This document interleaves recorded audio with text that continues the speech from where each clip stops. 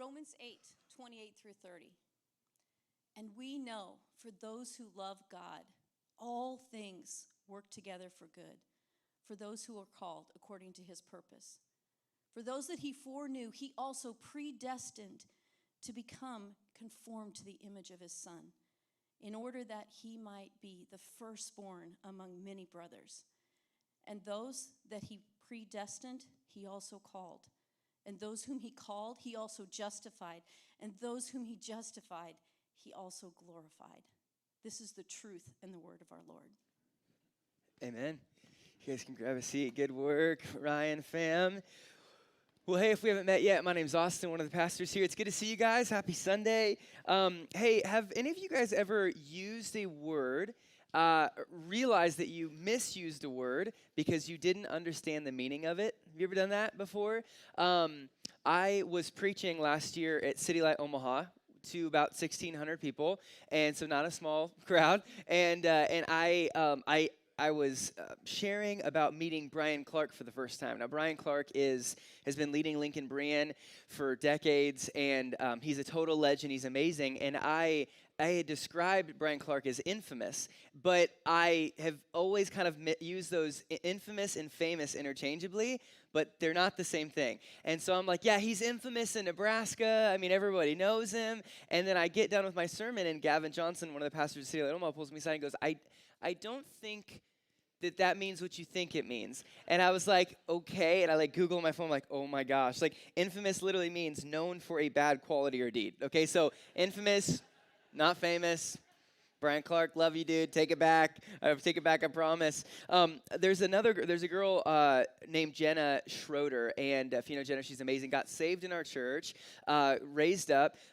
She came onto staff, and then she went and planted City Light in Fort Collins. So Jenna's like the miracle story. It's amazing, right? And praying for many more Jennas to come. But she's like one of the sweetest, most pure people you'll ever meet. And she was telling our staff a story one day about how a guy had hired her to tutor him, but then all he really was trying to do was to try to flirt with her the whole time. And so she describes this guy in the story, and then she uses a word to describe him afterwards. And we're like, oh, Jenna, you can't. We're like, wow, where'd that come from? Like, you can't say that. You can't call people that, you know? And she's like, what do you mean? I just thought it meant like he was rude. And we're like, no, it does not mean that simply that he's rude. Like, this is a hard word. I'm not going to say it. But we're like, whoa. All you guys were leaning in that moment. I'm like, no, don't bait me into that, you know?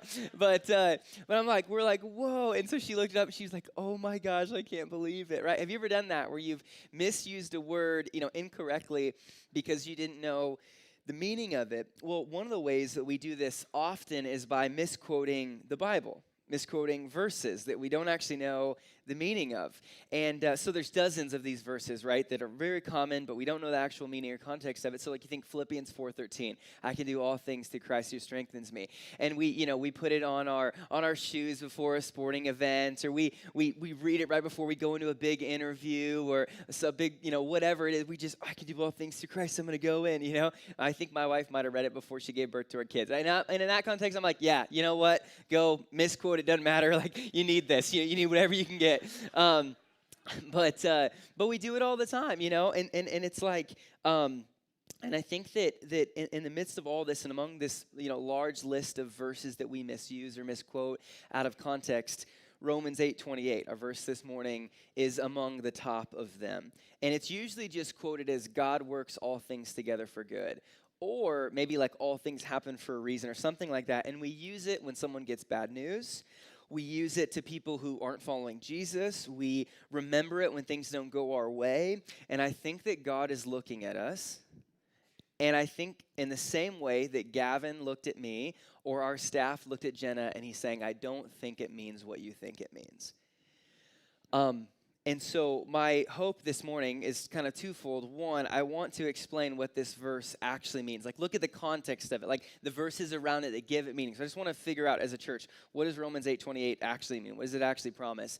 And then two, the second thing I want to do is to show you why what it actually means is so much better than what we tried to make it mean. You get what I'm saying? So that's kind of the hope this morning. So I don't really have points necessarily, but I have 6 observations. I'm not going to go on points because that seems intimidating because usually there's 2 or 3. I have 6 observations, okay? But first one, as we look, I'm just going to read Romans 8:28 to get us fresh with it. Romans 8:28. And we know that for those who love God, all things work together for good, for those who are called according to his purpose. We know that for those who love God, all things work together for good, for those that are called according to his purpose. So the first thing I want to point out is that terrible things happen to people who love God. Terrible things happen to people who love God. If you look at the verse again, and we know that for those who love God, all things. In other words, all things happen to people who love God. So the good, the bad, the ugly, the unfair, the tragic, people who love God are subject to the miserable and the mundane and the mountaintops and the miracles, just like people who don't love God are. And you may go, yeah, like that makes sense, like totally. Yeah, and you may nod your head to intellectually agree, but I think that we don't actually believe this, and we definitely don't like this.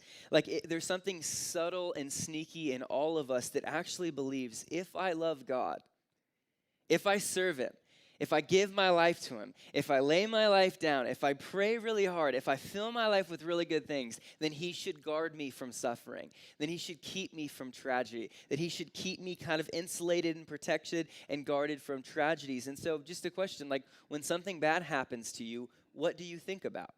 Like, what do you do in response to something bad happening? Do you think back to see if you did something wrong recently? Going, man, I really messed up in that way.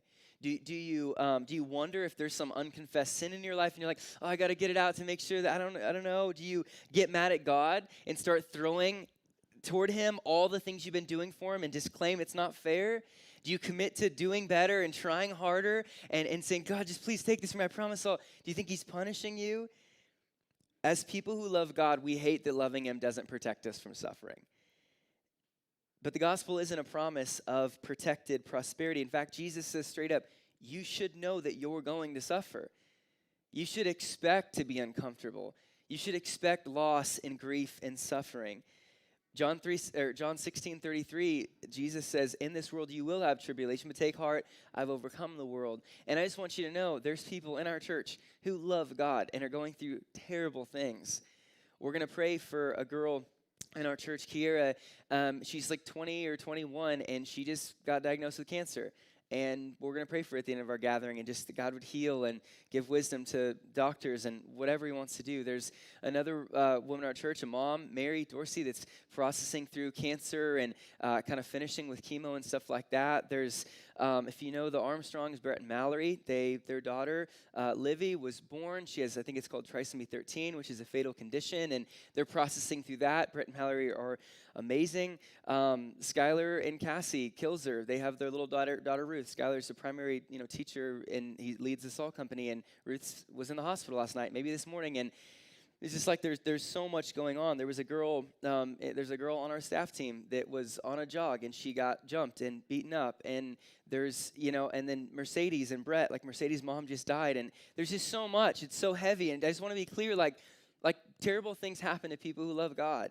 And we need to embrace that. We shouldn't be surprised by that, but it's still hard. And I just want to be clear that Jesus, in his life, it was filled with all things.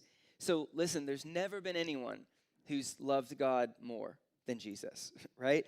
And yet his life was marked by tragedy and loss. He's born in a lowly manger. He couldn't find a place to, have him born, so he's born in this, and there's animals and poop and whatever else like that, and then he has to flee for his life to Egypt with his parents when he's a kid, and then he, goes through, and somewhere along the line, Joseph, his earthly father, dies. He's not there when Jesus dies on the cross. That's who says, John, take care of my mom, because my dad died. And he knew what that felt like. And Jesus starts his ministry, and he's consistently misunderstood, and he's on the run, and he's hated. And then on one single night, two of his best friends, Judas betrays him, Peter denies him on the same night. And then right after that, he gets beaten and whipped and shredded and ends up hanging on a cross and dying on a cross. And it's like Isaiah 53 describes Jesus as a man acquainted with grief, a man of sorrows. And so he experienced all of it. And so listen, if Jesus' life wasn't comfortable and easy and lush and lavish, where did we ever get the idea that our lives were supposed to be? Like, why do we think that the person who we follow and we love, that we would have a totally different life than him? But we do. We just do. And so Jesus, the one who truly loved God, experienced terrible things, and we shouldn't be surprised when we do as well. Second observation is that in verse 28, is that the only way you love God is by him first loving you and calling you. So notice again that this promise to work all things together for good, what we want to kind of isolate out, it's promised to a specific type of person. It says, or people. It says, we know that for those who love God, this is true. So not just anyone, but those who love God. Well, how do we end up loving God? Well, if you look at Romans 8, verse 7, it explained that no one naturally loves God. It says, the mind that is set on the flesh is hostile towards God. It doesn't submit to his law. Indeed, it can't. And so we don't naturally love God, but the people who love God get all things work together for good. So how do we end up loving God? Well, if you notice in verse 28, there's another group of people that's identified that this promise is for, and it's how the verse ends. It says, not only for those who love God, but for those who are called according to his purpose. Okay, great. Well, then what does it mean to be called according to his purpose? Well, look at the text, verse 30. And those whom he predestined, he also called, same word. And those whom he called, he also justified. And those whom he justified, he also glorified. So I'm just going to spend a little bit of time, and we're going to understand what verse 30 means to end up answering the question, how do you love God, or how do you end up loving God? This explains. So I'm going to explain those 4 words. Number 1, predestined. Now, this word can be confusing, and it can cause debate, and people maybe feel differently in the room about this word predestined. But at its core, undeniably, predestined means that God chose us. Like, if you can't agree on anything else of timing, whatever, God chose us. And so here's what Ephesians 1, verses 4 and 5 says. He chose us in him before the foundation of the world, that we should be holy and blameless before him. In love, he predestined us for the adoption to himself as sons through Jesus Christ, according to the purpose of his will. So I want you to notice in that when he chose us, or when he predestined us. Ephesians 1, verse 4, before the foundation of the world. So meaning he didn't choose you after you've done a bunch of moral, heroic, impressive things. He chose you before you were choosable. He chose you before you'd done anything good or the world was created. And then in verse 29, it talks about his predestination being attached to his foreknowledge. It says, for those whom he foreknew, he also predestined. Foreknowledge means that God knew us before anything. Right? So not just before we were born, but before the earth was born. And he looked forward and he knew every mistake you'd make, every regrettable decision, every shameful moment. And he said, I want him. I want her in my family. And I'll do anything to get them into my family. He saw us all in our mess and said that. In Deuteronomy 7, God chooses Israel. And he explains why he chooses Israel as his people. And so here's what he says. It wasn't because you were more in number than any other people that the Lord set his love and chose you. For you were the fewest of all peoples. And he says, but it was because the Lord loves you. So listen, no merit made his choice. He didn't go, man, you're big, you're strong, you're impactful, you'd be useful in my kingdom, I'm going to choose you. No, he chose the Israelites just because he loved them. And they were the fewest. They were the overlooked, and he chose them. It's the same thing for us. So the first step in salvation in this process of verse 30 is that God chose us. Not that we chose him, but that he chose us, that he predestined us. Number 2, it says called. This is really significant. This calling is God's effectual call, his effectual invitation to dead sinners into life with Jesus. So call here doesn't mean that God is holding a big sign like the car wash people, like come on, come enjoy, like come in. It doesn't mean he's like at those tables trying to get your contact information and going to give you a squishy ball if you sign up. Like that's not what the call means, right? Where you put the fake email address in there to get anyways. But no, that's not what it means. How do we know that? How do we know that this call isn't optional or whatever? Because it says in the verse that everyone he calls is justified. Everyone he predestines, he calls. Everyone he calls, he justifies. So there's no loss between the calling and the justification. So everyone called is justified. So it's not optional. It's transformational. That's what it means for it to be effectual or effective. So him calling us is the mysterious work of the Holy Spirit softening our hearts to actually spark faith and believe in Jesus, right? And so to kind of understand this, John 11 gives a great picture of calling. Lazarus dies. Lazarus is a friend of Jesus, and he's a brother to Mary and Martha. Mary and Martha are distraught, so is Jesus. The whole thing happens, and Jesus stands at the tomb of Lazarus days after he's dead, and he calls out, Lazarus, rise. Rise up. And in response to this effectual call, Lazarus raised from the dead. That's the picture of calling, that God calls out. If he chose you, he calls you, and there's just no other response. It's like when your eyes are open to see Jesus, it's like, I want you. Yes, absolutely. It's not a robotic exchange, but it's an effectual call where it's like, man, I've seen this Jesus for who he is. How could I not want him and follow him? Number 3, justified. He says those who were predestined are called justified. This is to be declared innocent. We love justified. We talk about it all the time. We cover this in Romans 8, verse 1, but it means you are uncondemnable. You are innocent. You are righteous forever. So just know there was a trade that happened when you got called by Jesus. Your sin got pinned to the cross, all of your sin, past, present, future, and Jesus' righteousness got pinned to you. So imagine that someone came and you were $2 million in debt, and someone came and paid it off. That'd be amazing news, right? Great news. But it's not the best news because you could get yourself back into debt after blowing the $2 million, right? But Jesus' gospel isn't like that. He not only paid off your debt, but he put so much into your account that you could never outspend his grace. You can never run the well of his mercy dry. Like, it's just infinite. You're just completely uncondemnable, completely loved because of your faith in Jesus. And so the eternal gavel of the universe has hit that big desk, wherever it is, and declared you to be innocent. And so for those of you in the room that haven't trusted in Jesus, I just want to say, come on. Is God calling you? Is he standing at the tomb of your dead life and saying, rise, like, come. I'm calling you to be justified, not to justify yourself, not to improve your life a little bit better. That's not the message. It's to say, come, dead, weary, broken, tired people, and I'll give you life, and I'll give you rest, and I'll give you peace for your anxiety, and I'll give you hope, and I'll give you an unshakable ability to be righteous forever, not on your own ability, but because of Jesus' righteousness on your. And come today to his call if he's calling. Number 4, the last thing is not only predestined, called, justified, he says glorified.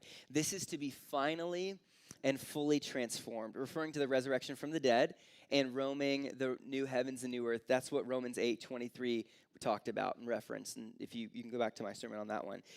We will be in the glorified state, freed from sin, freed from shame, freed from comparison.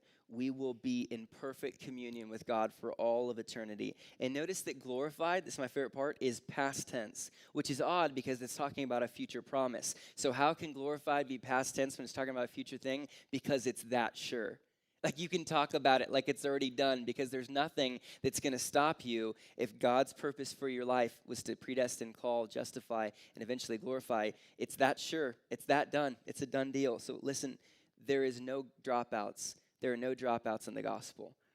There are no dropouts in the gospel. There's no one that's ever been predestined that hasn't also been called, justified, and glorified. There's no one who's ever been justified that won't end up glorified. Take that in. That's how big God is. And it's all on his shoulders. Notice that every single one of these terms is all as recipients, not earners. It's all just a gift we get rather than something that we've had to earn. And so that's the purpose of verse 28.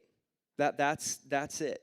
Like, that's the purpose that we're called to. So to loop back to the original question I said we're going to answer, how do you get to love God? How do you end up loving him? It's by being called according to his purpose, which is to be predestined, called, justified, glorified. So listen, those who love God are people who realize God loved them first when they were unlovable. Our love for God is a response to his love for us. It's not something we've earned as a reward. It's something we've received as a gift. That's who the promise is for. So that's important to know. Who is this promise for? Those who love God. How do we love God? Because he first loved us. Predestined, called, justified, glorified. Third observation, not point, observation, is that just because he can work all things for good doesn't mean all things are good. Like, you need to hear me on this. Just because he can work all things for good doesn't mean that all things are good. This is really significant to understand so that we don't over-spiritualize things. So the temptation from this sermon or this text or this promise would be to internalize it, internalize God's ability to work anything that happens for good and to assume that all things then are good, which is not what the verse says. He doesn't say that he can work all things for good so they're good. He says all things, which means that's not good and that's bad and that's sometimes good, whatever. But it's not all things are good. And so don't try to make suffering seem better than it is. Like, don't try to make suffering euphemisms, right? To come into a situation. And so in John 11, just to give an example of this, we talked about Lazarus dying, being raised from the dead. I'm pretty sure that Jesus still had tears in his eyes when he said, "Rise, Lazarus." Why do I think that? Well, because in verse 33, it says Jesus was deeply moved and greatly troubled. In verse 35, it says he wept, shortest verse in the Bible. In verse 38, it says that he was deeply moved again. And the next verse 39 is when he says, move the stone away, or open up the tomb, right? And so process this with me for a second. Jesus knows he's going to resurrect Lazarus. He knows he's going to work this thing for good, and yet he's still crying. He knows this is going to be worked for good, but he's so deeply moved because it itself isn't good. It's broken. It's bad. It's hurtful. He's crying because of it. And so in the midst, Jesus had this ability to see the sovereignty of God and still sympathize. And I think that would be a great gift for Christians to have in relationship to other people. So don't just slap Romans 8:28 on all of your problems and act like it's better. Like, don't just throw the verse over to someone going through a hard time. There's still trauma. There's still unknown. There's still tragedy and death. There's still loss and tears. There's still a phone that you can call and another person isn't going to answer. Just because he can work all things for good doesn't mean that all things are good. And I think it's important for us to actually sit with people in this, to not just throw a verse at them, but to actually sit with them and shed tears with them. And personally, for yourself, like, feel the freedom to wrestle with the all things of life. We were in the Middle East last week, Anthony and Jared and Skylar and I, and we were talking with one of the girls who's a missionary there, and she was explaining that, and they've been going through just some unbelievable suffering, and they're in the midst of all things, and they're having to mourn and grieve and lament. And she was explaining that she's leaning into God's invitation and the freedom of the gospel to actually beat on the chest of God and say, like, why has this happened and what are you doing? And she just talked about the ability for us to get raw with them and real with them and say, like, this is tough. But she'd explained that in Islam, which is the primary religion in the Middle East, or at least for sure where we were, and she said that in Islam you can't ask hard questions. You can't ask anything that would seem like a doubt or like a question. Just suppress it, don't ask it, just blind faith, whatever. And so she'd said, when Christians aren't leaning in, when Christians aren't beating on the chest of God with questions, we're not living under the freedom of the gospel, we're living under the slavery of Islam. And I thought it was so profound to think about that, of like, man, in this mix of all things, I don't think that Romans 8:28 is meant to shut Christians up and just say, don't worry about it, I'm going to work it for good. I think it is meant to give perspective and know and trust. But I also think it's meant to give freedom to say, God, I'm in the midst of all things, and this is hard. And to say, beat on my chest. Like, go ahead, ask me the hard questions. And Jesus is weeping too. He's empathizing with you too, like Hebrews 4 says. And so to know that's the freedom that we get because of this is to ask God the hard things about all things. Number 4, God is the one working all things together for good. Number 4, God is the one working all things together for good. So Romans 8:28, I just want to be clear that God can work all things together for good, is not talking about some serendipitous turn of events that have randomly landed in order for you.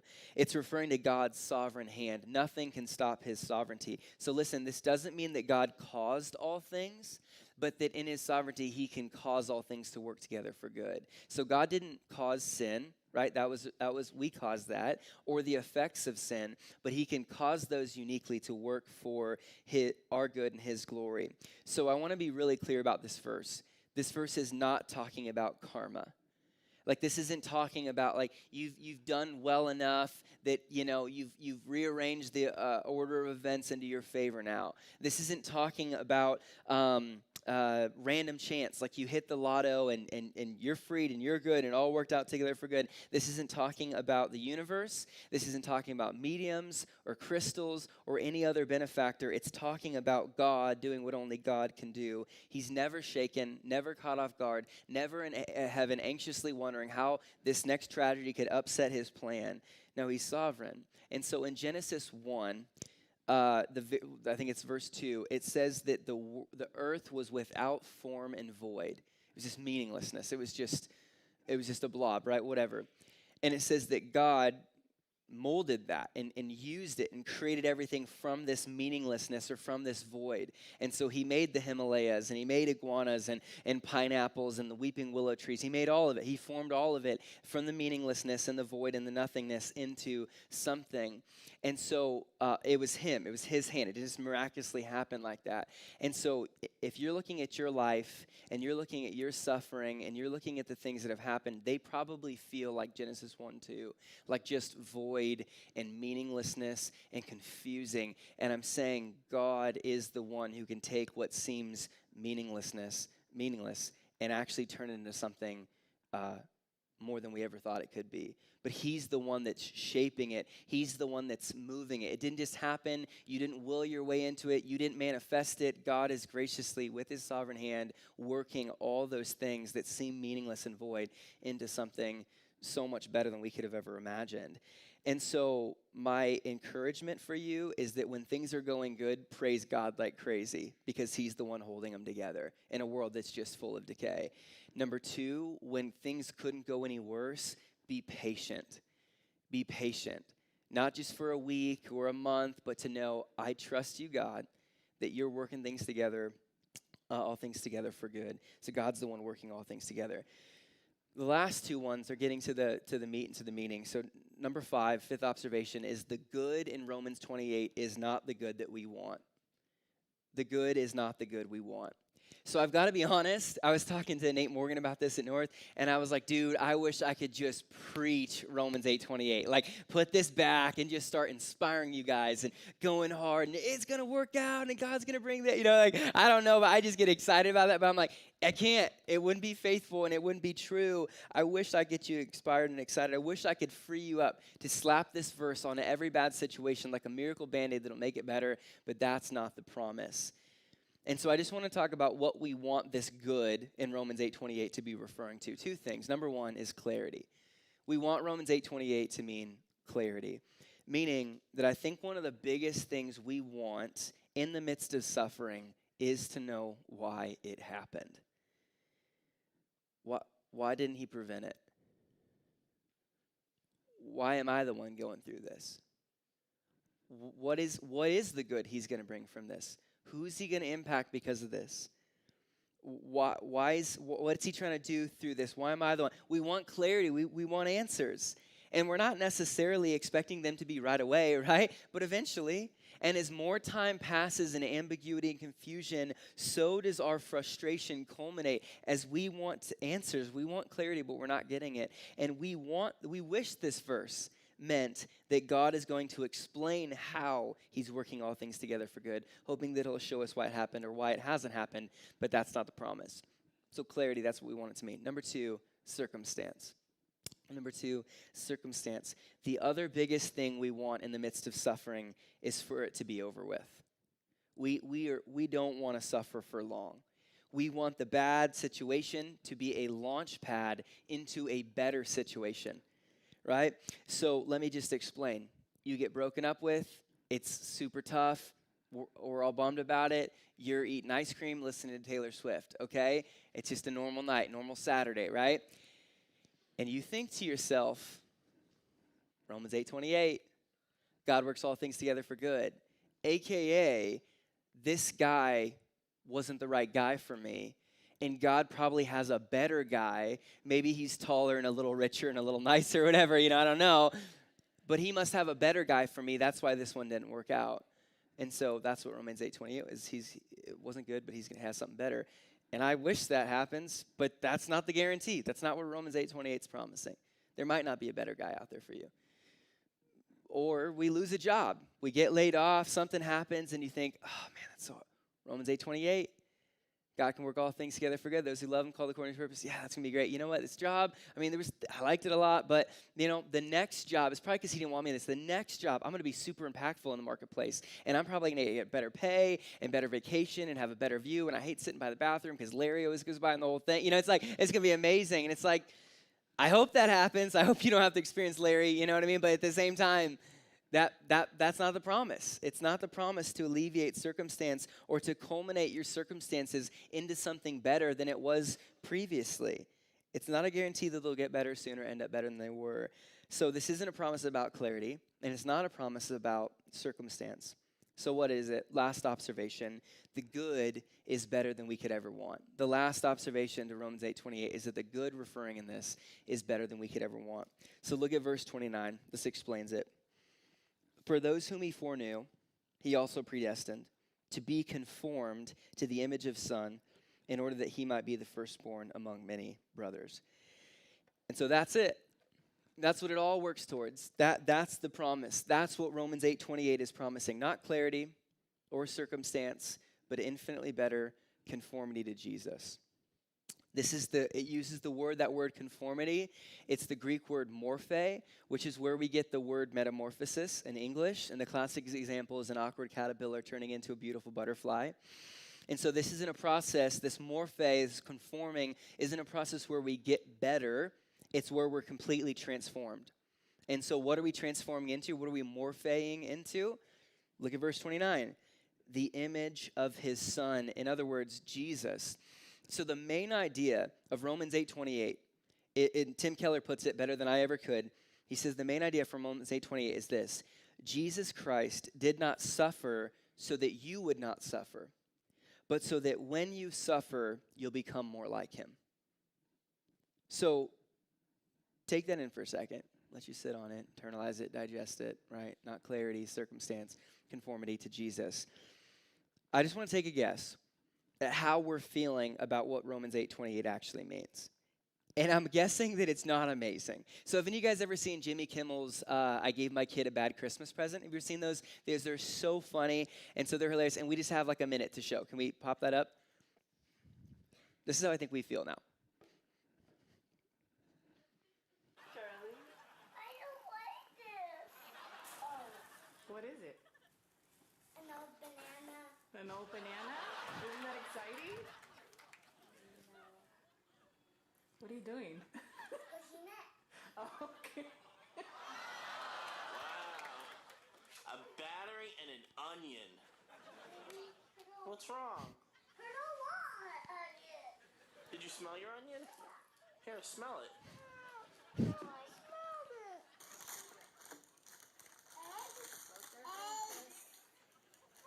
Egg. Open it. A hot dog. I love the dog takes it.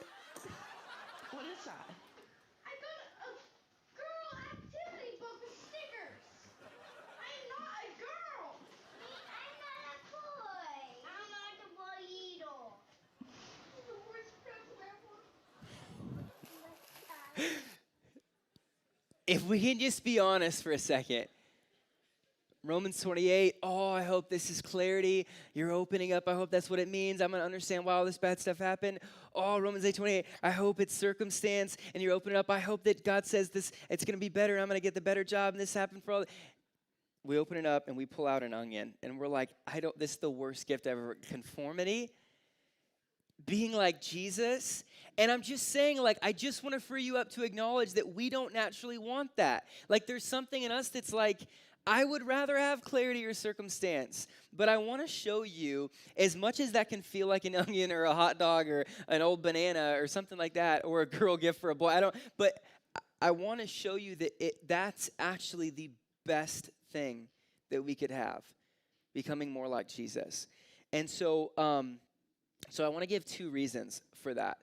Maybe 3, we'll see, but 2 reasons. Number 1, we want to be like the people we love. We want to be like the people we love. That's why this is good news. Remember who the promise is for? those who love God. So here's the good news. If you love Jesus, you get to keep becoming more like him. And it's not on you. God's the one working it.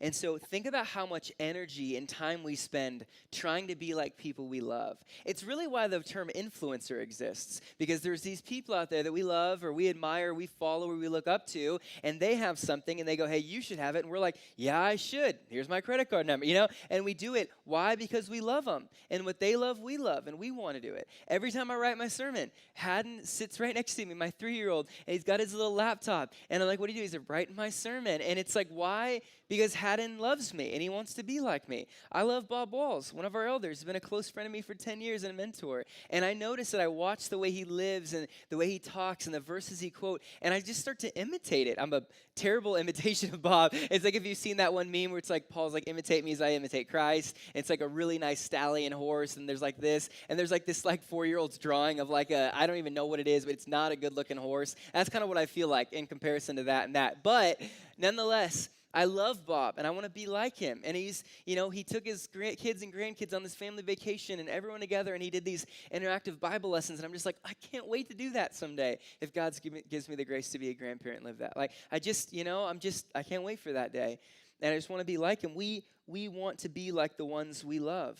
Why do you ever want to be like someone? Because you love them. And Paul is saying that we can be like the one we love.